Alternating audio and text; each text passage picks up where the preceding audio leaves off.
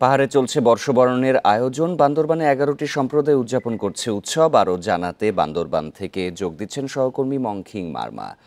মংখিং, এই সাংগ্রাইয়ের যে আয়োজন, এটির প্রথম দিন থেকে শেষ দিন পর্যন্ত কি কি আনুষ্ঠানিকতা থাকছে? আজকের আয়োজনে সেখানে কি চলছে?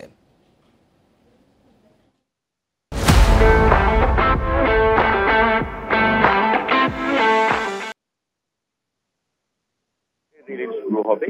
তো আজকে মূলত পাহাড়ের প্রথম বৈশাখের অনুষ্ঠান শুরু। এখানে বিজু থেকে শুরু করে টাঙ্গাই এই সব ধরনের অনুষ্ঠান হবে। 7 দিন ব্যাপী চলবে বান্দরবানে এই বর্ণিল আয়োজন। আমি এখন যেখানে দাঁড়িয়ে আছি রাজার মাঠে, অল্প কিছুক্ষণের মধ্যেই কিন্তু এখানে থেকে রেলি শুরু হবে এবং বিভিন্ন জায়গা থেকে এখানে ধর্মবর্ণ নির্বিশেষে এবং এখানে 11টি জনগোষ্ঠীর পাশাপাশি এখানে বাঙালি সম্প্রদায় কিন্তু অংশগ্রহণ করছে এই র্যালিতে।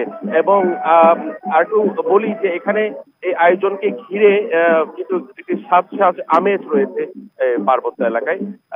আমি যদি আর একটু জানাই যে এই বর্ণিল আয়োজন 7 দিন ব্যাপী ধরে চলবে। এর পাশাপাশি এখানে সবচেয়ে যে আকর্ষণ যেটি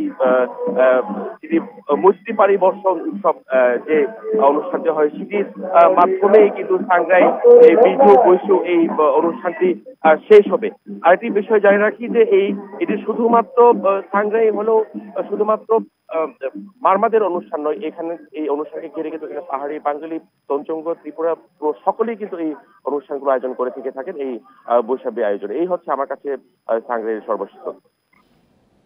বান্দরবান থেকে বৈশাখী উৎসবের আয়োজনের খবর জানাচ্ছিলেন সহকর্মী মংখিং মারমা।